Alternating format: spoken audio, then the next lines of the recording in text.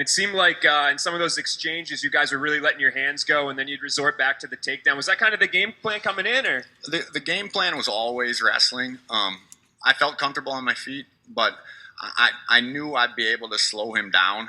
I knew he didn't have the endurance that I had.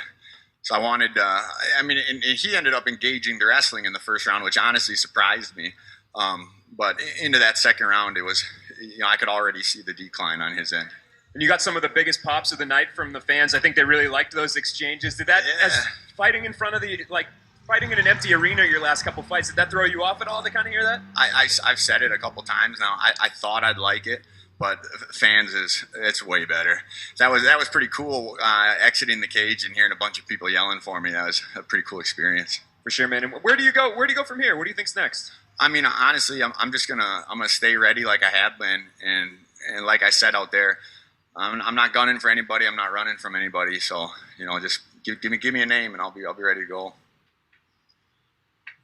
We talked about this on Wednesday, Mark. Congratulations on the win, first of all. Hey, thank you. You were part of the card that got canceled 3 hours before the show, and then you came back on the first event with fans, and it was the first time you really got a chance to think about it.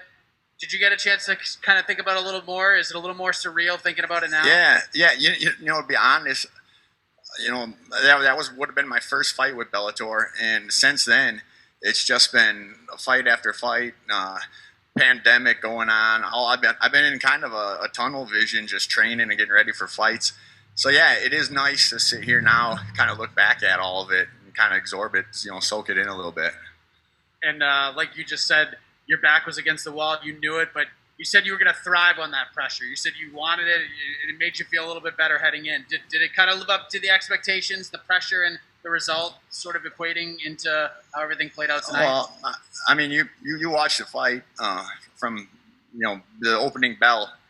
I was moving forward. I was determined to get my hand raised, and I feel I accomplished that. All right, we'll take a couple more from the media joining us virtually tonight. Jeff, your line is now live. Jeff Brentley from the Man in the Cage podcast. Mark, even after 2 losses, you came into this fight. You seemed confident this week. You looked confident in the cage. Is that because of just the own self-belief in yourself? Is that what allowed you to keep moving forward to get this victory, or was it your team? Was it a number of different things for you? It's a number of things. I've gone through shit in my life. You move forward. I'm not going to dwell on losses. I'm gonna do what I can to correct my mistakes and not let that happen in the future. Thanks, Mark. Welcome. All right, last one here. Dylan?